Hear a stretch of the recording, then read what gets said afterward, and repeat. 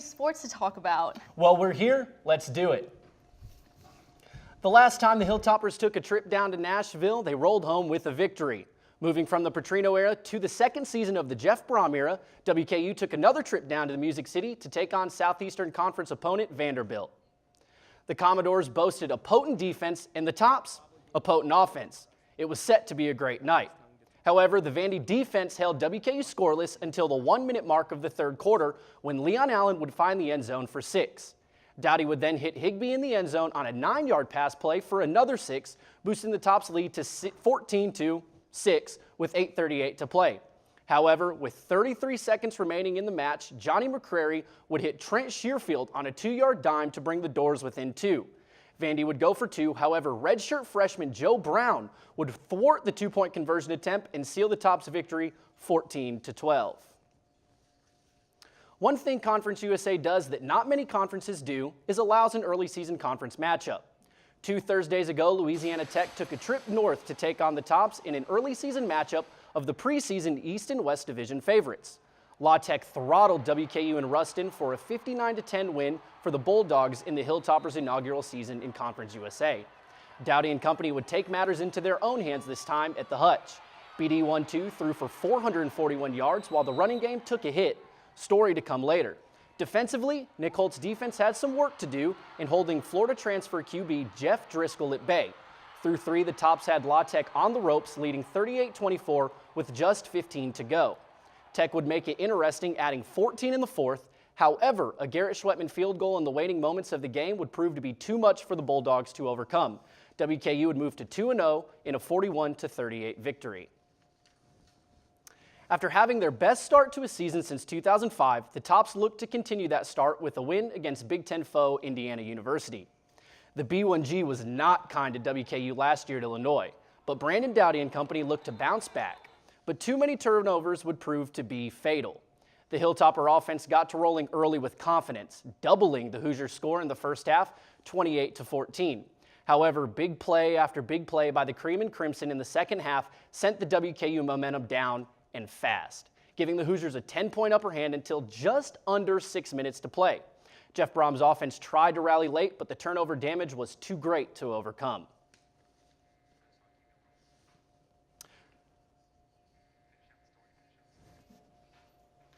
Brandon Dowdy is now the all-time leading passer in Western Kentucky University history. So the Tops offense is very good. What do they have to do to continue their move forward? Well, right now I think all eyes are on Dowdy. He's basically the star player. You know, he's brought in tons and tons and tons of yardage. But the offense, you know, as a whole, it's not as explosive as where we want it to be, Will.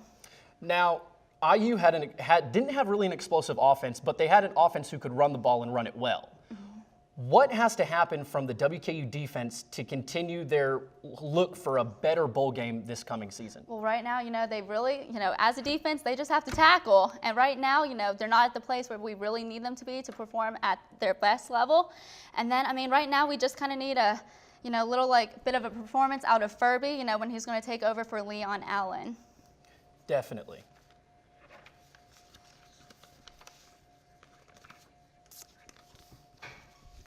In 2 short days, the Hilltopper Football Club returns home to L.T. Smith Stadium as the Tops play host to Miami of Ohio.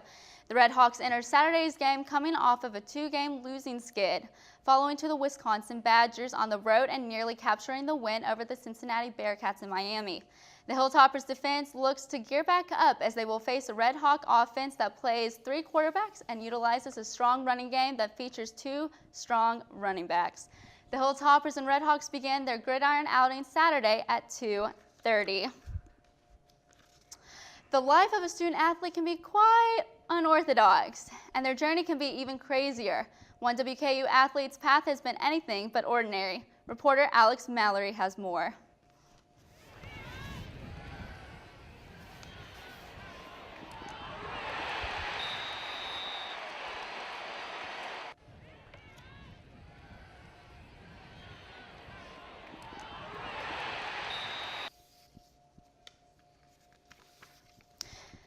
Post-graduation, Devin will attend physical therapy school with his longtime girlfriend and former WKU basketball player, Ileana Johnson.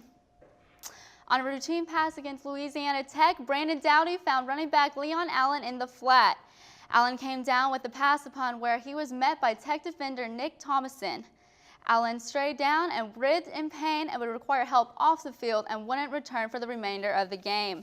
The following is the press release from head coach Jeff Brom. This afternoon, we received confirmation that Leon Allen suffered a knee injury that will force him to miss the remainder of the 2015 season.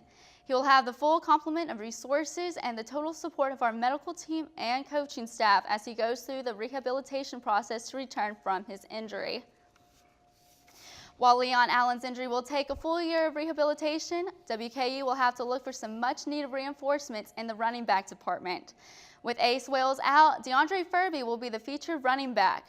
Furby has been referred to by Coach Brom as a capable back who will remind him a little bit of Leon Allen. Brom, however, has said on multiple occasions that he does lack the breakaway speed you want from a back, though. After Furby, there is graduate transfer Anthony Davis from Indiana. The Tops anxiously await the return of Ace Wales to bolster the backfield. Kat, you touch on the Leon Allen injury and the injury of Ace Wales. What does the running back core have to do? I mean, just really got to step up to the game, because he's a freshman, all eyes, like I've said, all eyes are on him, and he's really just going to have to step up, and he's going to have to play like a seasoned veteran, like how Leon Allen used to be. I find it interesting that Brom touches upon how he has a little bit of Leon Allen in him. When I'm sitting there in a press conference and I'm watching DeAndre Furby talk, he's a big guy, and I'm sitting there and watching him run. Now, Leon Allen wore number 33 for the Tops, and DeAndre Furby wears 32. Without the numbers, you wouldn't be able to tell they're a different player if you just put shoulder pads on them. DeAndre Furby, I believe, stands at 6'1", like 235, 240. That's a big back. If he can develop that second-level speed for WKU, that's going to be something awesome that they can have. Right. But that's definitely something that we're going to have to watch throughout the rest of the season. Moving from running backs to tight ends. Being the third tight end for Western to claim the John Mackey Award, Tyler Higbee earned the honor after his career best performance at Vanderbilt, making this his first honor ever received, with over 100 yards and a touchdown against the Commodores. Higbee has now racked up 4 touchdowns and over 200 yards since the season opener at Vandy. You can catch Higbee and the Hilltoppers in Smith Stadium on Saturday as they take on Miami of Ohio at 2:30. Well, y'all, it is about that time that you've been waiting for. One person rises above the rest and takes their place atop of the hill. That's right. It's this fall's first hero on the hill, and it's none other than Brandon Doughty.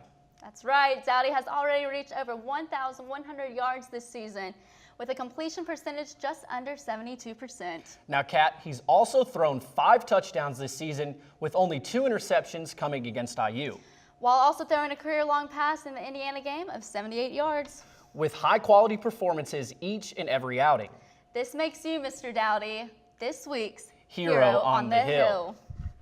Now, we apologize for the technical difficulties earlier. We are going to bring you Alex Mallory's package on the life of a student-athlete that can be quite unorthodox.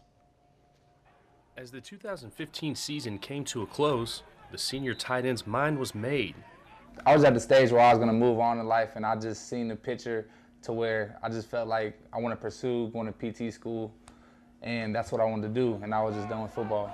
And once I got into regular student life, that's when I started missing the football, because then I was bored. Like, it's cool having free time, but now I have so much free time. Thinking I'm going to study, not going to study, just wasting time pretty much. And then came a quick chat with head coach Jeff Brom. Man, he talked to me about his goals and the goals of the team, and pretty much they wanted me back. And at that moment, I still didn't make my decision yet. I still didn't know. I was really 50-50. I was telling people I was 50-50, and people was telling me I'm gonna come back, but I personally really did not know. And for D. Scott, it took a trip to the field that he'd been to hundreds of times, only this time from a different perspective. I went to the first practice, the spring practice, and just being out there in the atmosphere and being in the stands instead on the field. Because we're on the field, it's like, it's practice. You don't want to practice. Nobody likes practice.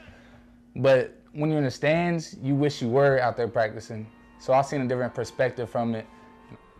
That perspective was able to bring Devin a new outlook on the game.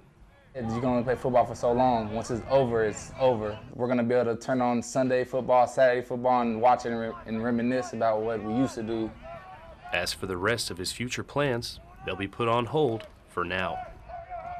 PT school is still going to be there. That's not going anywhere. I can still go to school. I can still do everything I wanted to accomplish in my life. So now, as Kat mentioned earlier, post-graduation, Devin will attend physical therapy school with his longtime girlfriend and former WKU basketball player, Ileana Johnson.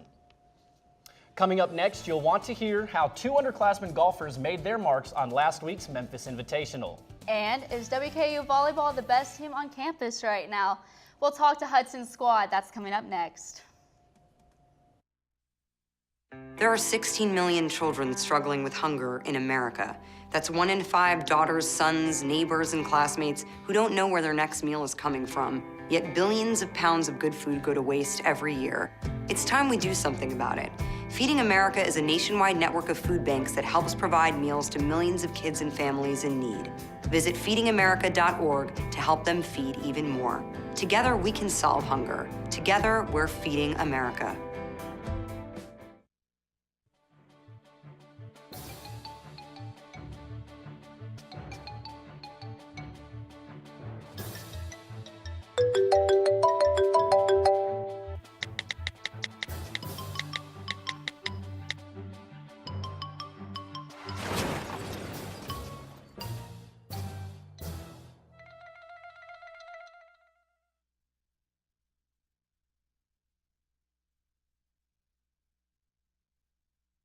Hey, did you know 2.4 million loving cats and dogs in shelters and rescues need our help to find a home? Let's go to theshelterpetproject.org and meet a few who are in a shelter near you.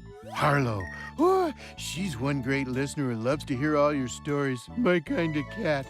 Cerulo is a sweet, goofy boy who's eager to please. Sounds just like another dog I know. So go to theshelterpetproject.org, search your local shelters and rescues, and go for a cuddle with your next best friend. Adopt. So you see, son, good manners are important. Should I go through it again? Yes. Yes, please. Yes, please. Exactly. Always say please, thank you, you're welcome, excuse me, sit up straight, hold doors open for ladies. If the door's locked, knock first, don't burp, don't swear, don't stare, don't use bad language, or talk with your mouth full, keep your elbows off the table. What table? And don't interrupt. Cover your mouth when you cough or sneeze. On the bus, give your seat up to anybody who has trouble standing. Bottom line, treat others the way you want to be treated. Got it? Got it. Good talk. Most parenting is hard to do in just 2 minutes. But 2 minutes twice a day making sure they brush is easier, and it could help save them from a lifetime of tooth pain. Travis Hudson's volleyball squad is making its mark on the national scale. Sophomore Jessica Lucas led the way this weekend during the Husky Invitational, helping the Tops go a perfect 4-0. Adding to the hype, Conference USA named Lucas Setter of the Week on Monday after her stellar performance. WKU starter Friday with a sweep against the Crimson Tide. Alyssa Kavanaugh and Noelle Langenkamp led WKU's first victory of the tournament action. Kavanaugh came in big in 4 sets against Northern Iowa, leading to the attack that pushed WKU to its 5th consecutive win on Friday. And the Tops finished their perfect weekend Saturday, coming back to the defeat host Northern Illinois in the 5 sets, sealing the 2015 Husky Invitational. Not only did the ladies improve their on-the-road record, but also capture their 4th non-conference tournament of the season. WKU sophomore Jessica Lucas received Conference USA's Setter of the Week award on Monday for assisting the Lady Toppers with a 4-0 record for week number 4. The Indiana native was close to making a triple-double of 48 assists, 14 digs, and 6 kills in WKU's 3-2 win against Northern Illinois in the Husky Invitational on Saturday. Going against Belmont, Lucas and the Lady Tops swept the Bruins 3-0 at the 2015 Husky Invitational while taking home 35 assists and 13 digs for herself, securing her award. Lucas currently ranks 32nd nationally with a .265 hitting percentage and 2nd in the CUSA. This is the sophomore's first weekly award in 2015 and the 3rd of her career. The Lady Topper volleyball team claimed their first conference win of the season last night against the Thundering Herd in 4 sets, marking this their 7th consecutive win. Senior Noelle Langenkamp led with a team high of 13 kills to finish the night. Along with Langenkamp, guess who? Sophomore Jessica Lucas showed out yet again with her 8th double-double of the season with 38 assists and 12 digs. You can catch the Tops in action next Friday at home against La Tech at 7.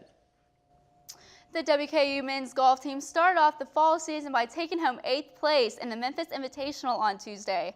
Sophomore golfer Brian Evans and freshman Blake Smith kept WKU steady during the Memphis Intercollegiate by sealing top 25 finishes. Topper trio Trey Aguirre, Austin King, and Billy Tom Sargent all tied for 45th place for a 5-man team, 10 over 226. As a whole, the top shot 21 over 880, just 1 stroke behind Cincinnati. Memphis took home the win with a strong team total of 5 under 859. WKU will tee it up once again October 4th and 5th in Akron for the Firestone Invitational. The WKU soccer team is off to a relatively good start this year. The ladies continued their unbeaten streak on Friday, clinching a sweet win over Memphis. Junior forward Iris Dunn came in clutch in the 34th minute with a punch-in to get things rolling for the Lady Tops. But the savior in Friday night's game, none other than Hannah Chua. Chua took control of the tied ball game and fired an open 15-yard shot from midfield, giving the Lady Toppers their 4th win of the season. Dunn and Chua both have 4 goals each this year. The Lady Tops will enter CUSA play as they host conference foes Rice and La Tech this weekend. Now, while the WKU soccer team hasn't really had the season they were looking for, but when you look at how the Young Guns have performed, you can't really complain. It all starts with sophomore midfielder Hannah Chua. The California native has tallied 4 goals and an assist in her 8 starts on this season, including the game winner last Friday against Memphis. Sophomore goalkeeper Allison Leone has 28 saves on the season, and freshman forward Hannah Cady has made the most of her time on the pitch, recording a goal and an assist in her first 4 starts for WKU. The soccer team returns back to the field this weekend as they host 2 conference games. The Lady Tops' first matchup is on Friday against Rice. The Owls are coming off a 2-game losing streak against Dayton and Miami and are looking for a win in their first conference play of the season. Then on Sunday, the Tops face La Tech.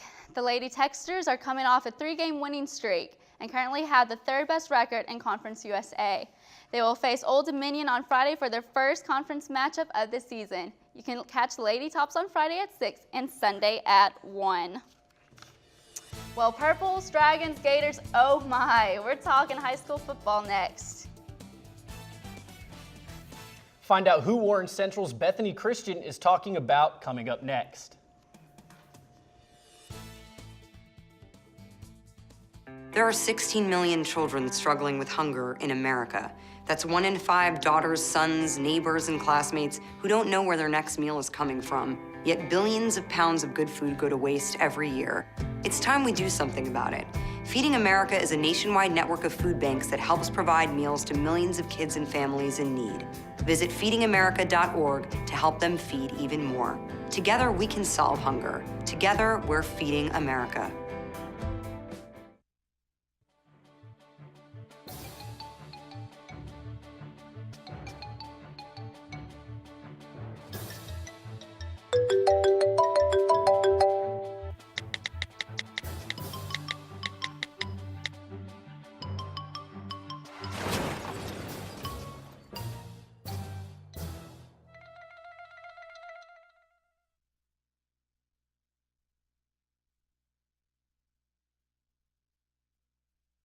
Hey, did you know 2.4 million loving cats and dogs in shelters and rescues need our help to find a home? Let's go to the shelterpetproject.org and meet if you are in a shelter near you. Harlow, oh, she's one great listener who loves to hear all your stories. My kind of cat. Cerulo is a sweet, goofy boy who's eager to please. Sounds just like another dog I know. So go to the shelterpetproject.org, search your local shelters and rescues, and go for a cuddle with your next best friend. Adopt. So you see, son, good manners are important. Should I go through it again? Yes. Yes, please. Yes, please. Exactly. Always say please, thank you, you're welcome, excuse me, sit up straight, hold doors open for ladies. If the door's locked, knock first. Don't burp, don't swear, don't stare, don't use bad language. You talk with your mouth full, keep your elbows off the table. What table? And don't interrupt. Cover your mouth when you cough or sneeze. On the bus, give your seat up to anybody who has trouble standing. Bottom line, treat others the way you want to be treated. Got it? Got it. Good talk. Most parenting is hard to do in just 2 minutes. But 2 minutes twice a day making sure they brush is easier, and it could help save them from a lifetime of tooth pain. The Warren Central girls soccer program is having one heck of a season, in part thanks to their new coach. I got the chance to talk with him to find out just what he does that turned a 4-win team last season into a contender this year. Every new coach has a major challenge. Probably getting the players to trust me.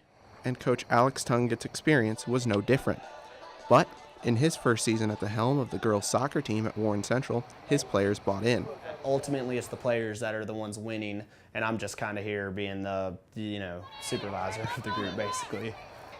Not only did he have to earn the trust of his players, but he had to earn the trust of an assistant coach who had been there for the last few coaches. This is the first time he is coaching with girls, so that has been different for him because girls are a little bit moodier than boys. But he has done a very good job. He knows he's very knowledgeable about the game of soccer, which I think is very important. And so far, it seems to be working really well. After earning his players' trust, the next step was to get them to perform, and the Lady Dragons did not disappoint. To the tune of their best season since 2006. Not bad for a first-year coach, but there is something different about him. I think that he's got a lot more of a time commitment. Last year, all three of the coaches were all teachers, and these days being a teacher and a coach is very difficult. It's very time-consuming for both jobs to do well with both jobs, and I think that that aspect is very big, and I know I've appreciated a lot. With only 4 seniors on his squad, most of his team will return, and a young squad means lots of learning experiences. I think a lot of it is you have to work on fundamentals a little bit more with such a younger group. Also, you got to make sure that their head is in the game whenever they do get beat down by a pretty good Bowling Green team, by a pretty good Greenwood team. You also have to, say, hey, that is an older team. Like it's just a different kind of mindset that you have to have. The fundamentals are going to be the building block of his coaching career. For The Extra Point, I'm Tyler Poe. Coach Tungett and the Lady Dragons sit at 11-2-1 on the season. The ladies take on Muhlenberg County Saturday on the road. Purple's Dragons, one of Warren County's best rivalries, and despite it being a rivalry, that wasn't the chase this last outing. Bowling Green set their focus on Warren Central last Friday, and they kept the pedal to the metal on both sides of the ball. Jamal Crothers led the way as he eclipsed 100 rushing yards in the game, including this long touchdown run. Trey Fant and Andrew Spader helped the Purple cause on the defensive end, each snatching the interception. Quarterback Clark Payne and the BG offensive moved their sights to Central Hardin this Friday. There was another blowout occurring just on down Scottsville Road, this one from the hands of Greenwood. The Logan County Cougars entered Friday's game 0-4, hoping to capture that elusive first win. Long story made short, it didn't happen. Once the Gators got to chomping, they didn't ease up. Greenwood quarterback Jackson Adams, believe it or not, had only 4 pass attempts, 3 completions, with 2 of the completions resulting in a touchdown. The Gators gear up as they host Glasgow this Friday in the Swamp at 7. The South Warren Spartans visited North Hardin last Friday. Backup quarterback Austin McElwain had a whopping 146 yards on the ground and added a touchdown to his name. Running back Kayron Namvung rushed 127 yards and found his way into the end zone, and also had 8 tackles on defense. Senior Devontae Colton had 46 yards on the ground, scored a touchdown, and had 10 tackles. The Spartans crushed North Hardin 21-0. Their next matchup is with Franklin Simpson High School tomorrow at home. Well, it was an ugly week for an NFL quarterback. Find out who's in and who's out coming up. And would you listen to your coach if he told you to tackle a referee? Believe it or not, that happened at a Texas high school. We'll give you details coming up next. They told me a bottle couldn't dream. That I would never become a superhero.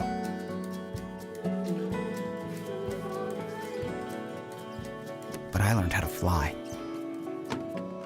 Just to come back in a new disguise. And be the hero that I've always wanted to be.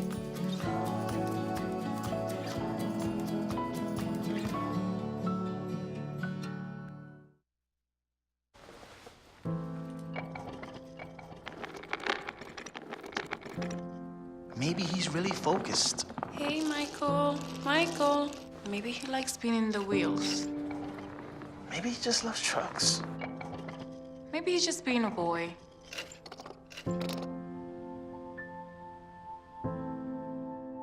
Preoccupation with objects is one early sign of autism. Learn the others today.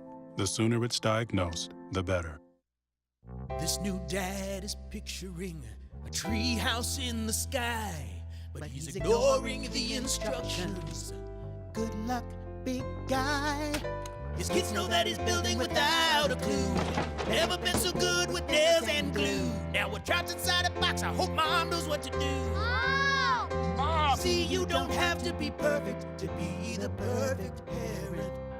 Thousands of siblings in foster care will take you just as you are.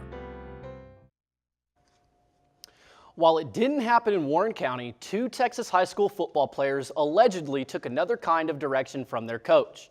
John Jay High School principal reported assistant coach Mac Breed told him he directed his students to hit the referee because he had missed some calls and used racial slurs. The referee, Robert Watts, denied using any slurs. But really the boys' focus here was on accepting responsibility for their actions. They understand that they had a choice, they made a choice, it was the wrong choice, and they're just looking for fairness. The 2 suspended players appeared Wednesday at separate disciplinary hearings. Both were ordered to complete 75 days in alternative school before earning back their eligibility to see the field. The Cowboys are 2-0, but it wasn't a pretty week 2 for Dallas QB Tony Romo. Eagles linebacker Jordan Hicks sacked Romo in the third quarter of Sunday night's game, breaking his left collarbone.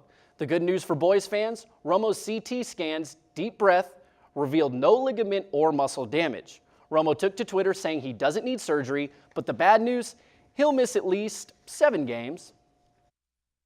Stuff happens. You know, it's the NFL. Things are going to come up. It's our job to just go back to work, and the guys in this football team know we have a lot of, it's really just going to be about this next week. After tonight, guys are going to enjoy it, and then they're going to get back to work, and I don't even know who we play. Who is it next? Atlanta. And guys will be ready for Atlanta. Backup quarterback Brandon Weeden will look to keep Dallas competitive against the Falcons coming Sunday. Now, first week of the year, we've tried to bring you a jaw dropper that will firmly place your jaw on the floor. Now, we take you out to E.L. Donaldson Field at Bowling Green. This is going to be Chance Shanklin finding Tristan Murray, but coming in is going to be Griffin Klein with a massive hit. Now, I don't know about you, but I watched that play live, and my jaw was definitely dropped on the floor. Shanklin, again, just that hit, Cap, was amazing. Now, we got to get out of here quickly, but real fast, what do the Cowboys have to do to survive without Tony Romo? Tony Romo, well, honestly, I believe it's all going back because how the quarterback is he's basically the hub of the team. So basically it's all going to go back to the defense and the offense. You're going to have to keep up with the speed for the offense, and then with the defense, it's all about the tackles. Brandon Weeden hasn't won a game since 2012 with the Browns. Now, thank you all so very much for watching the first show of the season for The Extra Point. We know it was a little bit, but hey, y'all hung with us and we appreciate that so much.